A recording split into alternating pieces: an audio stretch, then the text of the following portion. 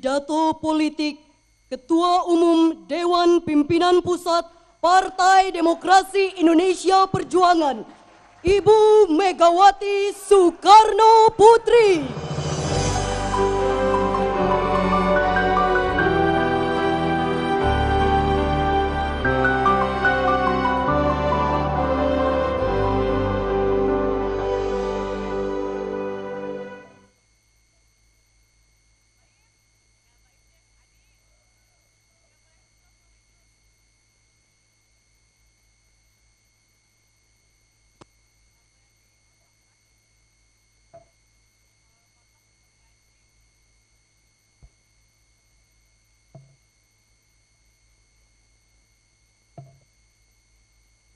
Assalamualaikum warahmatullahi wabarakatuh. Salam damai sejahtera bagi kita semua. Om Swastiastu. Sebelumnya, marilah kita memekikkan dengan penuh semangat salam kemerdekaan kita dan salam PDI Perjuangan. Merdeka! Merdeka! Merdeka! Yang saya hormati Presiden dan Wakil Presiden Republik Indonesia,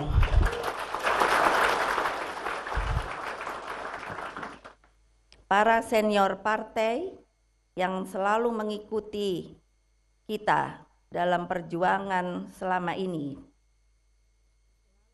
para petugas partai yang duduk di kabinet kerja dan di lembaga legislatif, teman-teman para ketua umum. Yang pertama adalah Bapak Surya Paloh dari Partai Nasdem, Ketua Umum PKB Bapak Muhaimin Iskandar, Ketua Umum Partai Hanura Bapak Wiranto, Ketua Umum PKPI Bapak Sutioso, Ketua Umum P3 Bapak Rohamur Muzi.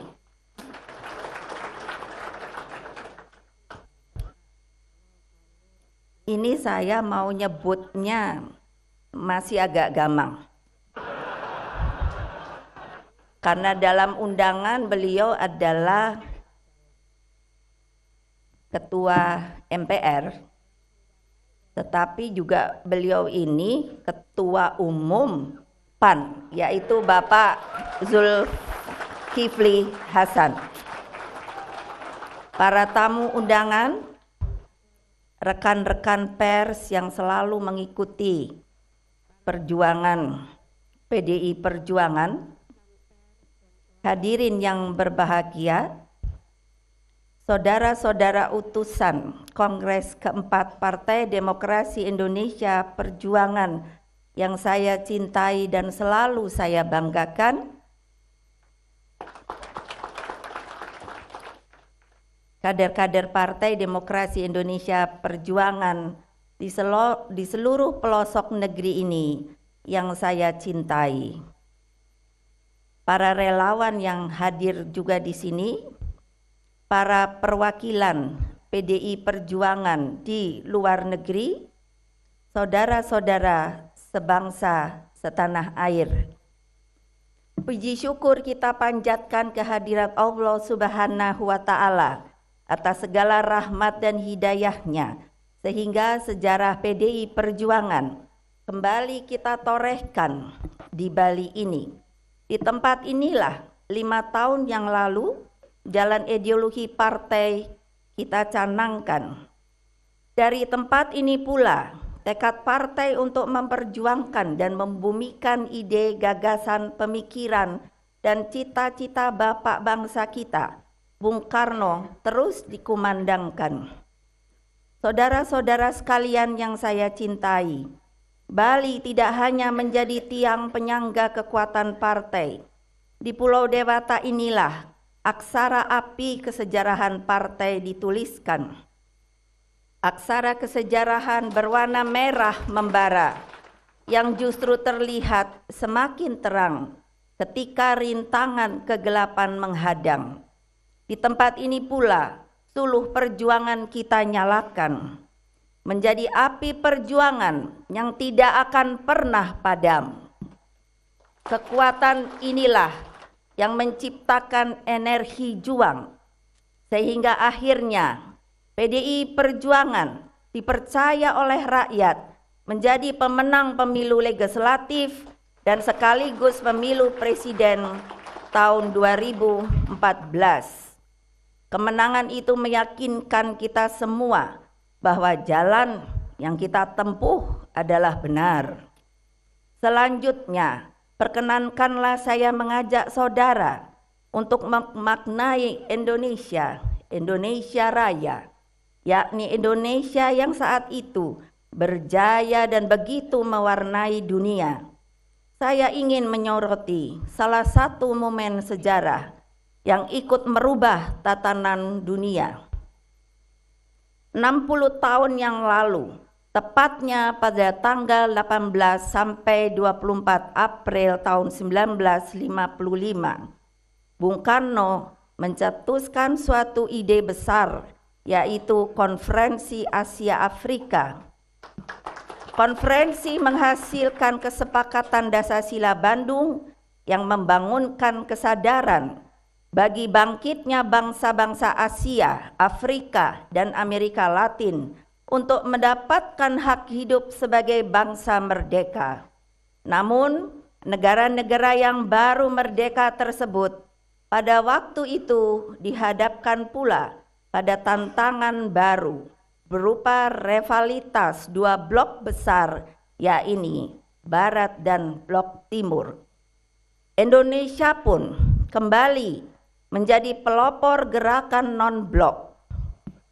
Itulah bagian penggal dari sejarah yang sangat monumental yang saudara-saudara sebangsa dan setanah air.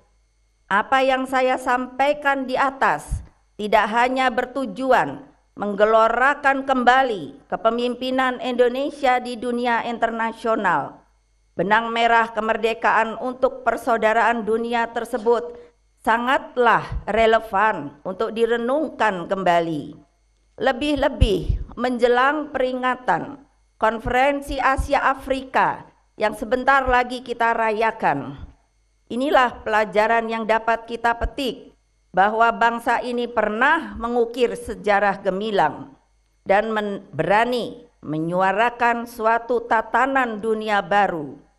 Bung Karno dalam pidatonya di PBB dengan judul To Build the World Anew pada tanggal 30 September 1960 di hadapan Sidang Umum Perserikatan Bangsa-Bangsa. Semua peristiwa tersebut sayangnya terjadi pada abad ke-20. Di abad 21 ini, kita harusnya memahami bagaimana pemikiran Bung Karno yang selain visioner juga melampaui pemikiran abad, yaitu abad 20 tersebut. Saudara-saudara sekalian, kepeloporan Indonesia di atas hanya terjadi karena semangat juang. Mereka berjuang dengan penuh keyakinan tanpa terpengaruh opini yang selalu dipublikasikan. Inilah dasar-dasar kepemimpinan Indonesia. Kepemimpinan yang harus selalu menyatu dengan rakyat dan pada saat bersamaan setia pada konstitusi. Kesetiaan pada konstitusi ini sifatnya mutlak. Pemimpin memang harus menjalankan kewajiban konstitusionalnya tanpa menghitung apa akibatnya. Karmane fadi karaste mapalesu kadacana. Kerjakanlah kewajibanmu dengan tidak menghitung-hitung akibatnya. Kepemimpinan yang seperti ini hanya akan muncul apabila ia sungguh memahami sejarah bangsanya, memahami siapa rakyatnya, dan memahami dari mana asal-usulnya. Untuk itulah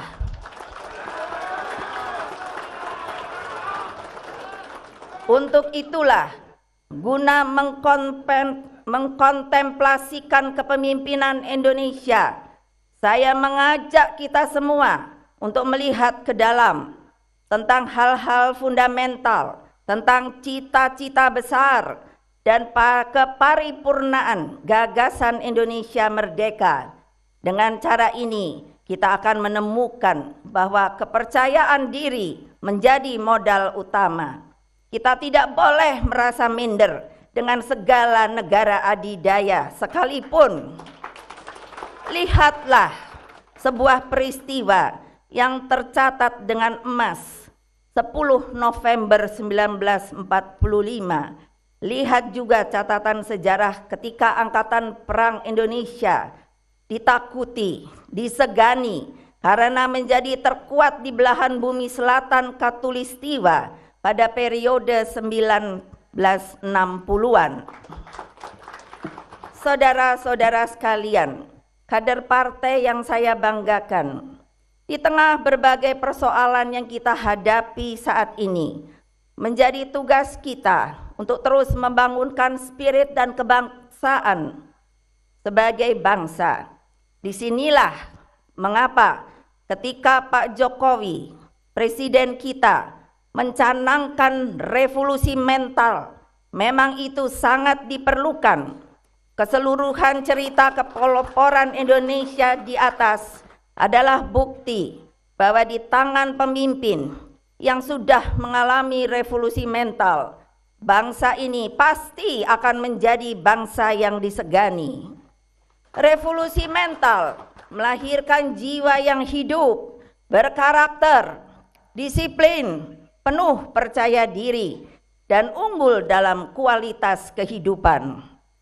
Kita bisa melihat Republik Rakyat Tiongkok dan Singapura yang dapat dijadikan contoh.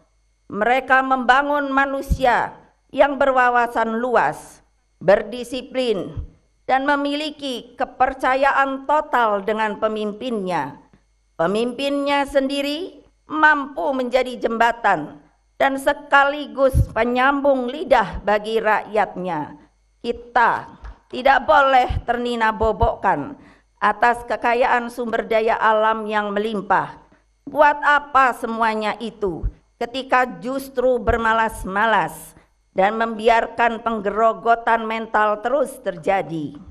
Bahkan kita juga membiarkan segala sesuatunya di Republik ini tidak dapat dikelola secara berdiri di atas kaki sendiri.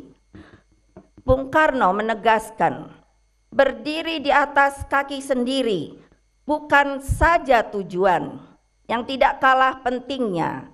Berdikari merupakan prinsip dan cara mencapai tujuan itu. Semuanya adalah prinsip untuk melaksanakan pembangunan dengan tidak menyandarkan diri dengan bangsa lain. Kerjasama dengan asing misalnya harus dijalankan atas kesamaan derajat dan prinsip saling menguntungkan. Dengan demikian, percaya pada kekuatan rakyat kita sendiri adalah inti dan esensi atas jalan sebagai bangsa yang berdaulat dan dapat berdiri di atas kakinya sendiri. Disinilah revolusi mental seharusnya dijalankan.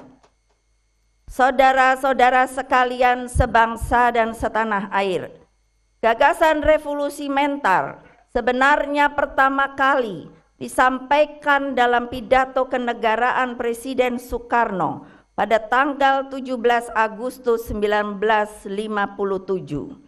Beliau saat itu mencanangkan berkibarnya panji revolusi mental. Nation building membutuhkan bantuannya revolusi mental. Karena itu adakanlah revolusi mental.